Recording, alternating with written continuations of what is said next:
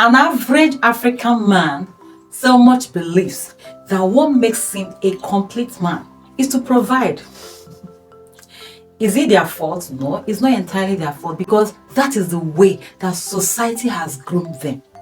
Yes, they grow up to believe that the only thing makes me a man is to provide for my family. And that's why you see them working all their lives, doing all manner of things, both the one legal or illegal, just to meet up. But the truth is this: you are more than just a provider. God did not just create you to be a provider alone. It's just part of your responsibility. As the head, you are the sole provider, but you are not only meant to be a provider. You have to strike a balance. While you're a provider, you're also an emotional being. Before you became a male, you were first a human. You were flesh and blood. When you were forming in your mother's womb, you first formed as a human with flesh and blood before you formed as a male.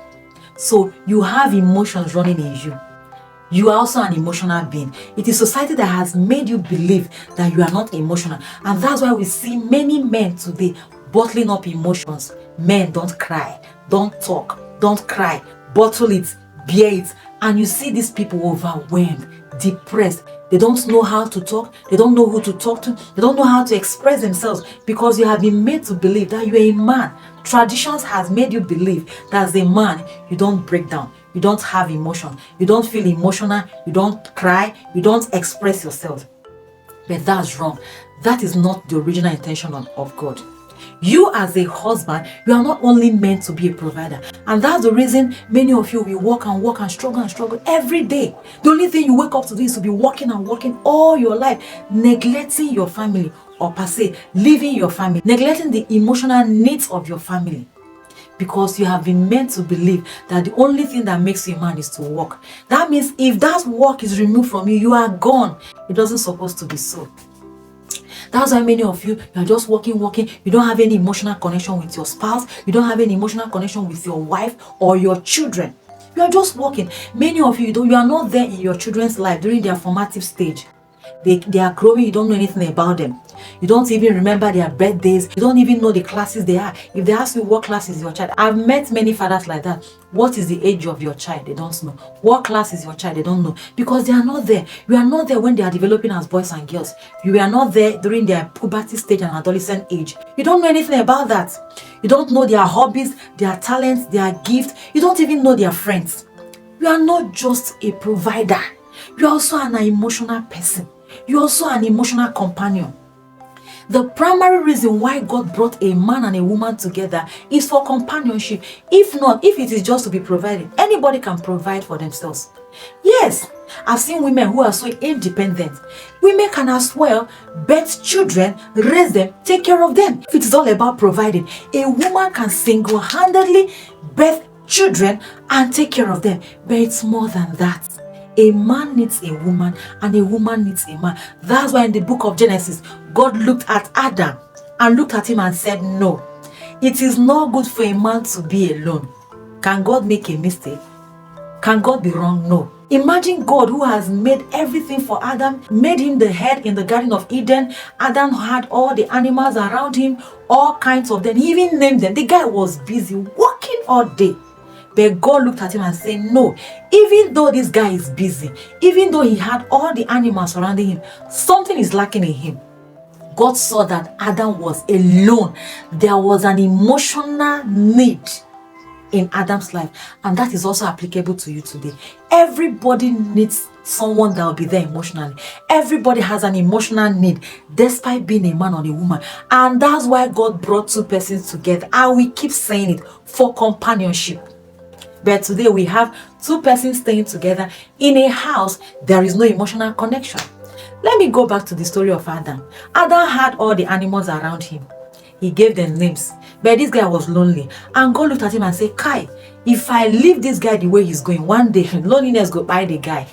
Let me get him someone that will be a companion. Even though Adam had animals, why did God still find a reason and a need for Adam to have a companion? Because he was lonely. He has emotions. He needs someone that will be there physically, emotionally with him. Someone he can communicate with, and the person will understand him. They will speak in the same language, the same feelings, the same level. Adam would come back from his work, and coming back, nobody to gist with. Nobody to tell them, the way I work today, I met this person. Nobody to share their experience with. I know that anytime my husband comes back from work, it's a gossip time.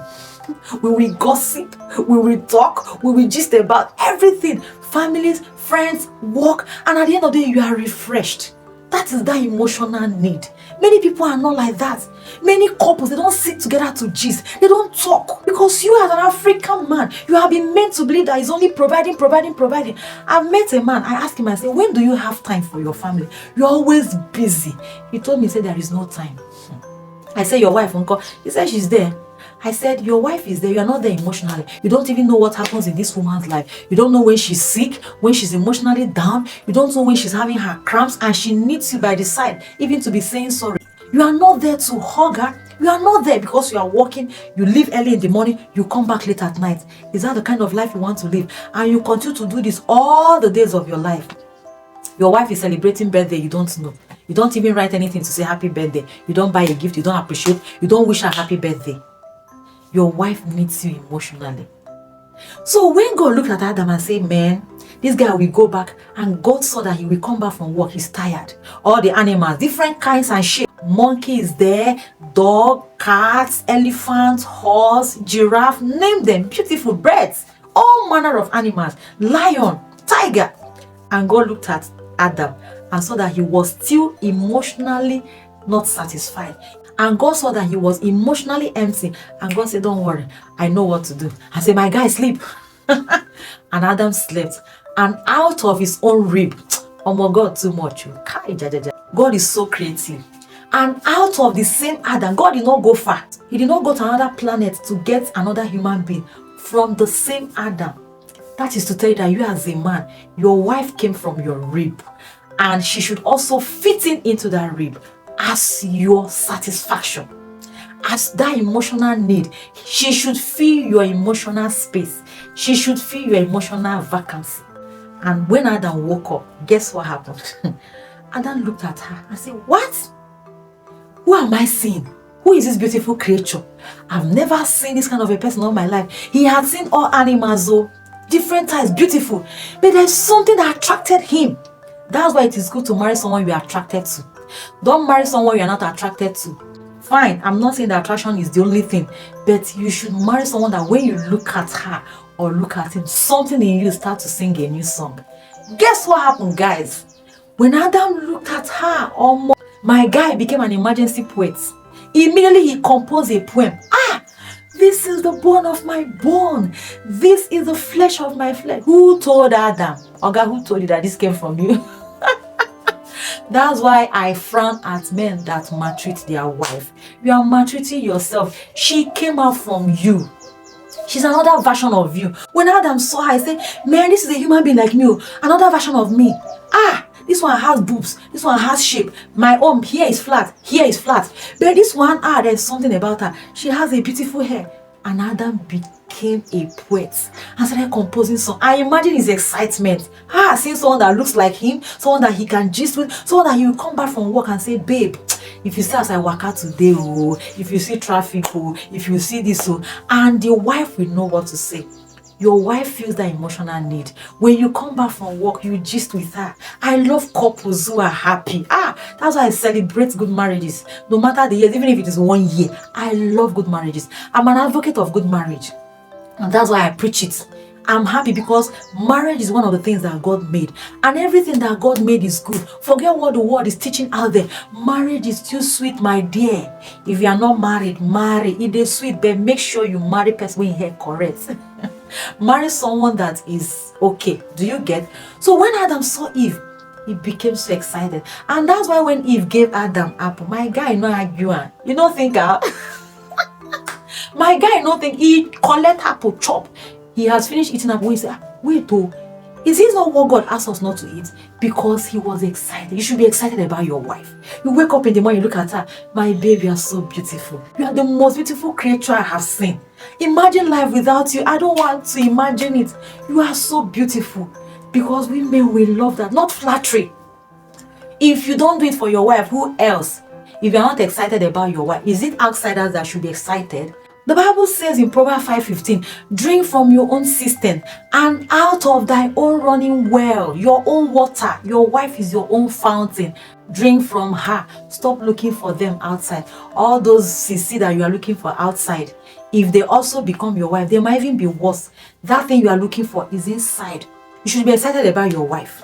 When you see her dress up, compliment her. You look at her, this your dress is so beautiful. You buy things for her. That one you are looking for outside, wasting your resources. You are spending money on her. Spend it on your wife. Spend it on her. You will see how she will glow.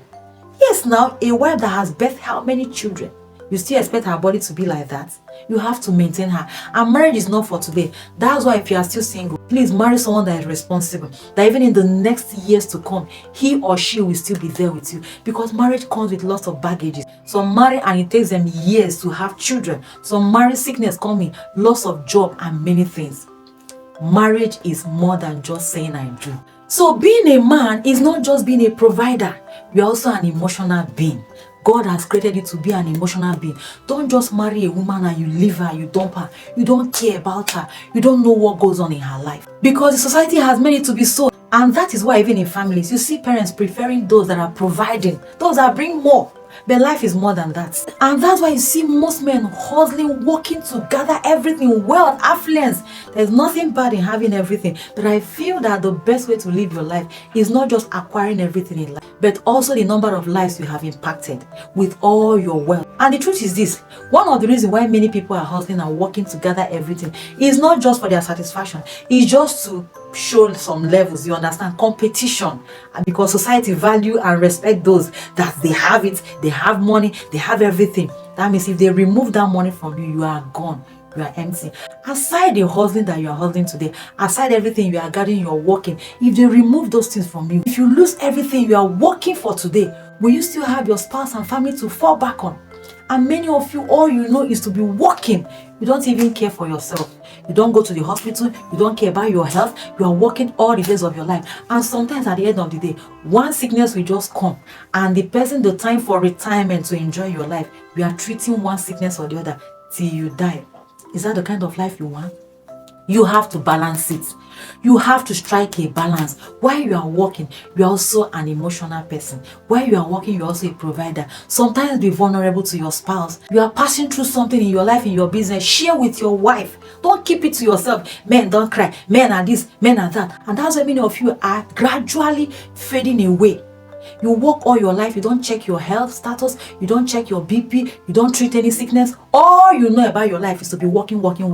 Because society has made you believe that that's the only thing that makes you a man. That is wrong. You are not just a provider, you're also an emotional father and an emotional husband.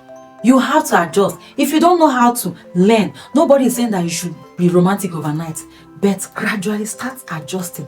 Start learning. Talk with your spouse. Be there. Sometimes drop your phone. Give your spouse a quality time. Social media has even made it worse. Phones have made it worse. Spouses are talking and they are looking into their phones. They are talking, no communication, no effective communication. You are talking with your husband, you are pressing your phone. You are talking with your wife, you are pressing your phone. It is very wrong. Because a day comes when you will be tired from all your work. A day comes when you will stop working. What do you fall back on? You are not just only a provider.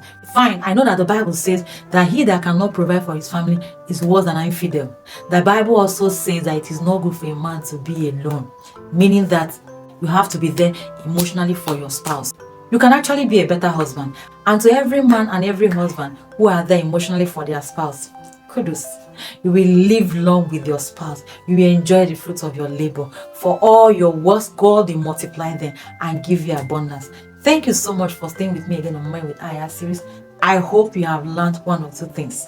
Don't forget to like, share, comment, hit notification bell and subscribe. And if you have any question or counseling, you can always reach me on my contact 090-535-06093 or send an email to us momentwithaya@gmail.com. I will see you again. Bye.